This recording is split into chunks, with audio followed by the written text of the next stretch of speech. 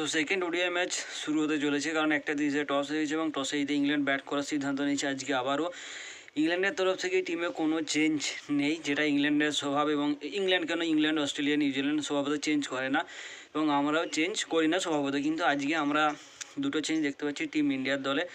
আজ বরুণ চক্রবর্তী তার ODI debut করেছে, রবীন্দ্র জাদেজার কাছ থেকে তার ওডিআইয়ের ক্যাপ নিয়েছে এবং বিরাট কোহলি যশস্বী জয়সওয়ালকে রিপ্লেস করে চলে এসেছে। এবং আমরা আরও একজনকে দেখতে পাবো যে কে কাকে রিপ্লেস করেছে। যেরকম বিরাট কোহলি রিপ্লেস করেছে যশস্বী জয়সওয়ালকে, সেরকম বরুণ চক্রবর্তী রিপ্লেস করেছে কুলদীপ যাদবকে। তো টিম ইন্ডিয়ার তরফ থেকে আজকে আমরা same team, same performance, same result চাই, এবং ইংল্যান্ডের তরফ থেকে আমরা same team, same performance, same result চাই।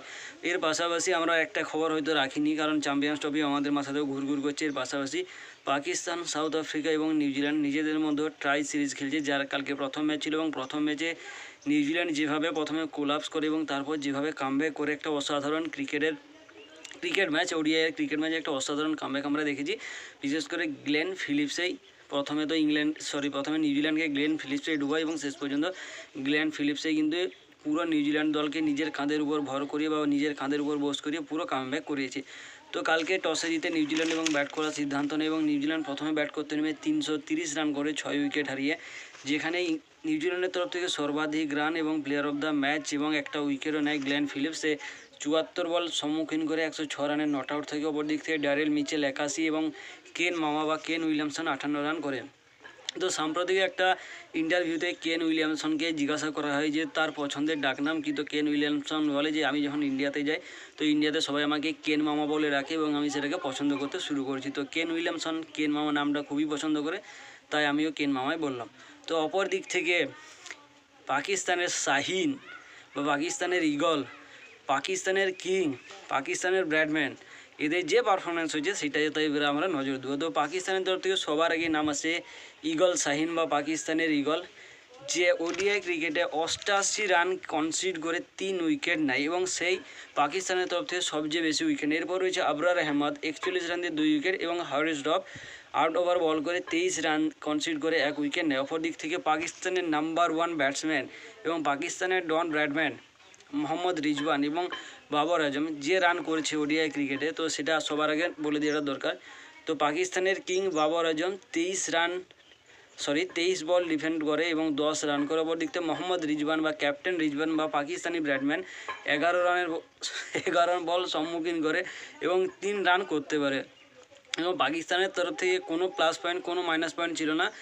পাকিস্তানের তরফ থেকে একটা অসাধারণ নক খেলে ফখর জামান, যে টি20 হোক বা ওডিআই হোক বা যে কোনো ফ্র্যাঞ্চাইজি ক্রিকেট হোক, সেখানে কিন্তু ফখর জামানের কনসিস্টেন্সি থাকে এবং কালকেও সেই একমাত্র ব্যাটার ছিল যে নিউজিল্যান্ডের বোলারদের উপর পুরো বলে না যে চড়কে ওয়ার কিয়া, তো সেরকম আর কি পুরো নিউজিল্যান্ডের উপর দৌরাত্ম্য দেখিয়েছিল একা ফখর জামান। এবং ফখর জামানই পাকিস্তানের তরফ থেকে সর্বাধিক রান করে 69 বলের সম্মুখীন হয়ে 84 রান করে। তারপর রয়েছে সালমান আলী আগা টেস্টের ক্যাপ্টেন, সে 40 রান করে এবং তাইয়াব তাহিদ 30 রান করে। বাকি বারবার আজম 10, রিজওয়ান 3 এবং পাকিস্তান 331 রানের সম্মুখীন হয়ে বা 331 রান টার্গেট চেস করতে গিয়ে 252 রানে করতে পারে 47.5 ওভারে 10 উইকেট হারিয়ে ফেলেন। অপর দিক থেকে নিউজিল্যান্ডের ক্যাপ্টেন বা হোয়াইট বল ক্যাপ্টেন নিউজিল্যান্ডের মিচেল স্যান্টনার একটা অসাধারণ বোলিং প্রদর্শনী দেখায়, সে 53 রান দিয়ে 3 উইকেট নেয়।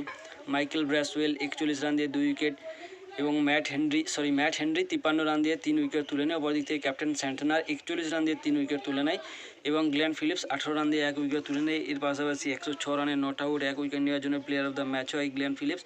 বাকি পরবর্তী ম্যাচ রয়েছে 8 তারিখে প্রথম ম্যাচ ছিল, 10 তারিখে দ্বিতীয়, 12 তারিখে তৃতীয় এবং 14 তারিখে ফাইনাল ম্যাচ রয়েছে। এর পরবর্তী ম্যাচ রয়েছে সাউথ আফ্রিকা এগেন্স্ট নিউজিল্যান্ড, অর্থাৎ 10 তারিখ মানে কালকে রয়েছে। বাকি টিম ইন্ডিয়ার যে পারফরমেন্স হোক সেটা আমরা চাই ভালো রকম হয় আজকে, যেন আমরা সিরিজ জিতে যাই। বাকি একটা ম্যাচ সেখানে ফর্মালিটির জন্য আমরা আবার যশস্বী জয়সওয়ালকে দেখতে পারি, কিন্তু আমরা চাই বিরাট কোহলি পরবর্তী ম্যাচও খেলুক এবং রোহিত শর্মা আজকে পারফরমেন্স বা স্কোর করুক। বাকি দেখা যায় সন্ধ্যাবেলা পর্যন্ত কী হয়।